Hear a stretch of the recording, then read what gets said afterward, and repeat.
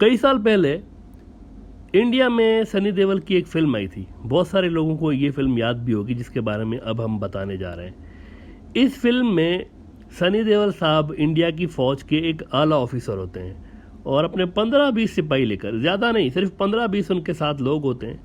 ये 15-20 लोग लेकर पाकिस्तान के बॉर्डर के पास एक पोस्ट पर तैनात होते हैं, इंडियन पोस्ट पे। और सामने से जनाब कोई 2-3 हज़ार पाकिस्तानी फ़ौजी टैंक पे चढ़ के आ रहे होते हैं। यानी इधर 15-20 लोग हैं और उधर 2-3 हज़ार लोग हैं। अच्छा, ये फ़ौजी भी इतना करीब इनके पास आके रुकते हैं कि इनको सनी देओल की तकरीर ताकि साफ सुनाई दे। यूँ महसूस होता है जैसे ये हज़ारों फ़ौजी टैंक लेकर और गोला बारूद लेकर सनी देओल की तकरीर सुनने के लिए बॉर्डर पर आए हुए हों। और फिर वो जब करीब आके रुकते हैं तो सनी देओल साहब की तकरीर शुरू होती है। लड़ाई शुरू नहीं होती, लड़ाई से पहले तकरीर शुरू होती है। जैसे WWE में अगर आप देखें तो रेसलर जब आपस में लड़ते हैं ना, तो लड़ने से पहले ड्रामा करते हैं, एक दूसरे को बुरा भला कहते हैं, तकरीरें करते हैं दोनों, ताकि लोगों का जोश बढ़े।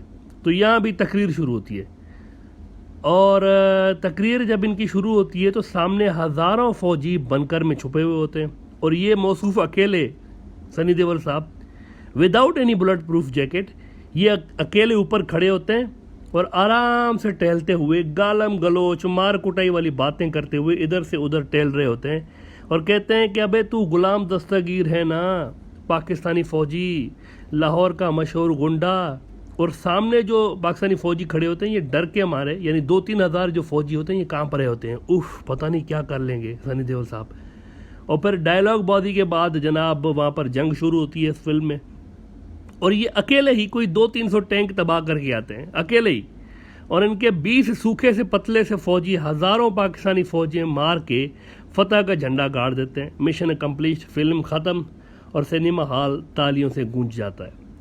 इसके बाद जनाब सुनील शेट्टी, अक्षय कुमार, अजय देवगन, विक्की कौशल समेत ये सभी लोग जो हैं ये टाइम टू टाइम पाकिस्तान पर चढ़ाई करते रहते हैं अपनी फिल्मों के अंदर और जीतते भी रहते हैं। सिंगल हैंडेडली अकेले जाते हैं और 6-6 से लोग अकेले ये हलाक करके भी आ जाते हैं।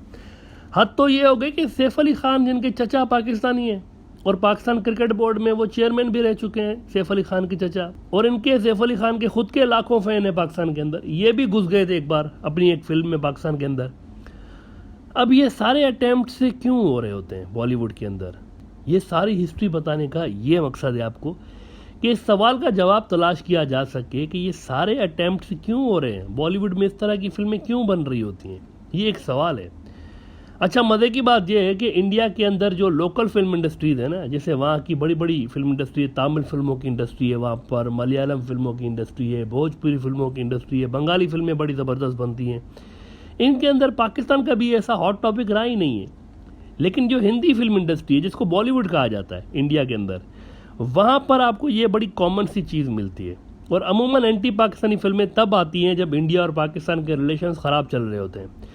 मिसाल के तौर पर चंद साल पहले जब उड़ी वाला हमला हुआ था कश्मीर के अंदर, जब ये ड्रामा क्रिएट हुआ था उड़ी वाला, तो उसके चंद ही महीने के बाद एक बुक भी आ गई थी मार्केट में इस ड्रामे को हकीकी रंग देने के लिए, और फिर फिल्म भी आ गई थी।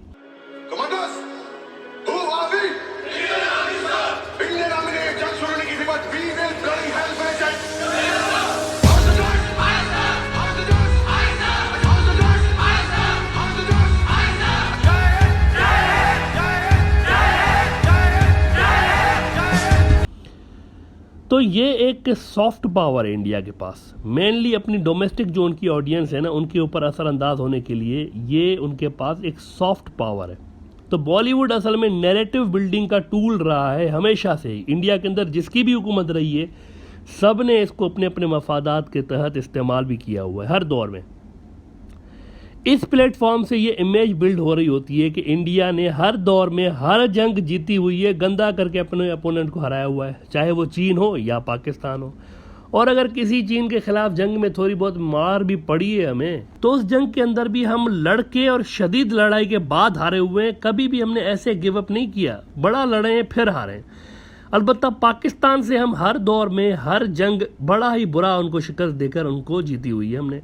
हमारा एक फौजी वहाँ पर 26 लोगों पर भारी पड़ता है पाकिस्तान के अंदर। ये एक इमेज बना हुआ है और ये इमेज बनाने में इंडिया का बॉलीवुड और वहाँ के न्यूज़ चैनल सबसे एक अहम टूल रहे हैं। दुनिया भली कुछ भी कहे, लेकिन इंडिया के अंदर ये तासुर बनाने में वहाँ की हुकूमतें कामयाब हुई हैं, जिसमें बॉलीवुड जैसे सॉफ्ट पावर का बड़ा रोल आपको मिलता है लोगों का जहन बनाने में कि हम हमेशा जीतते रहें। लाइक कोई बंदा अगर बचपन से ही सनी देओल और सुनील शेट्टी की और विकी कौशल के करतब देखता रहता है बड़े पर्दे पर, तो उसका जहन ऐसा ही बना हुआ होगा कि हम बड़े ही बोम्बेस्टिक किस्म की हमारी एक फौज है और हम कभी हार ही नहीं सकते, हार उनसे हजम नहीं हो सकती। अगर किसी का जहन इस तरह से ही बनाया गया हो शुरुआत से लेके, तो उससे हार हजम नहीं हो सकती।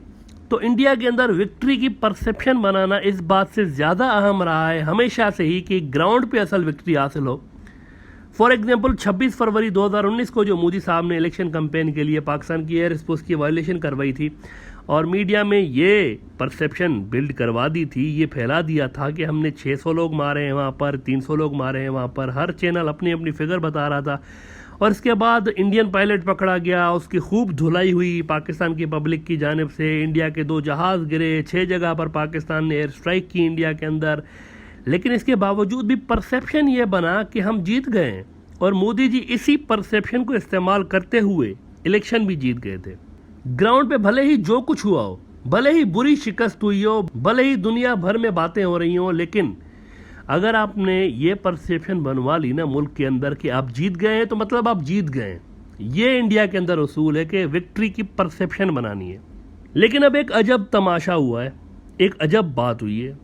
चीन और पाकिस्तान के खिलाफ इंडिया ग्राउंड पे भले ही हारा हो, हालिया क्लैशेस जब हुए थे गलवान के अंदर, इसमें भी इंडिया को बड़ा भारी नुकसान हुआ था, जानी नुकसान भी हुआ था और फाइनेंशियली भी इंडिया को काफ़ी लॉस हुआ था। रोज़ाना उनके कई करोड़ रुपए एक एक दिन में लग रहे थे। लेकिन परसेप्शन ये हुई थी कि हमने छट्टी का दूध याद दिला दिया है पाकिस्तानियों को भी और चीनियों को भी।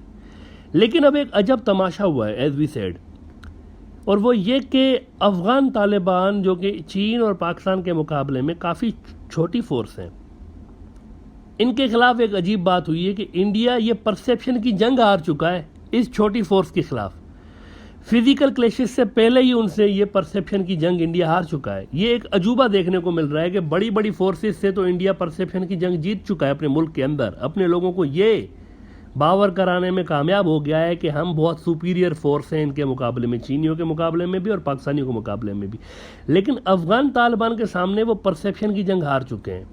हुआ ये कि 20 साल तक इंडिया के अंदर ये परसेप्शन बनाई गई कि अफगान तालिबान जो हैं ये पाकिस्तान की बी टीम है, ये टेररिस्ट हैं और पाकिस्तान भी टेररिस्ट मुल्क है और पाकिस्तान टेररिस्ट बनाता है, अफगान तालिबान भी दहशतगर्द हैं और हम अफगानिस्तान के अंदर अमेरिका के साथ मिलकर इन दहशतगर्दों का खात्मा कर रहे हैं, हम इनको डिफीट कर रहे हैं, हम वहाँ पर बिठाई हुई जो अमेरिकी हुकूमत है इसका साथ दे रहे हैं, वहाँ पर डेमोक्रेसी का साथ दे रहे हैं और इनके खिलाफ हम लड़ रहे हैं। 20 साल तक इंडिया ये परसेप्शन बनाता रहा अपनी फिल्मों के ज़रिए, अपनी न्यूज़ चैनल्स के ज़रिए, और अफ़गान तालिबान को उन्होंने एक इस्लामिक आतंकवादी, इस्लामिक जिहादी कहकर दिखाया और इंडिया को एक ऐसी फोर्स दिखाया जो कि इन आतंकवादियों के ख़िलाफ़ लड़ रही है। अच्छा, इंडिया की सारी फिल्मों के अंदर इस सारे अरसे के दौरान एक अजब सी चीज़ मिलती है आपको, और वो ये कि अगर इन फिल्मों के अंदर आतंकवादी जनाब जनाब कहकर बात कर रहे हो ना इंडियन मूवीज़ में, तो 100% समझ जाएं कि वो पाकिस्तानी आतंकवादी हैं, और अगर बिरादर बिरादर कह के बात कर रहे हो तो he is from Afghan Taliban. ये एक ट्रेंड है इंडिया की फिल्मों के अंदर, हर पाकिस्तानी आतंकवादी जनाब जनाब कह के बात कर रहा होता है और हर अफ़गानी आतंकवादी बिरादर बिरादर कह के बात कर रहा होता है। 90% इंडियन फिल्मों में आपको ये चीज़ दिखाई जा रही है।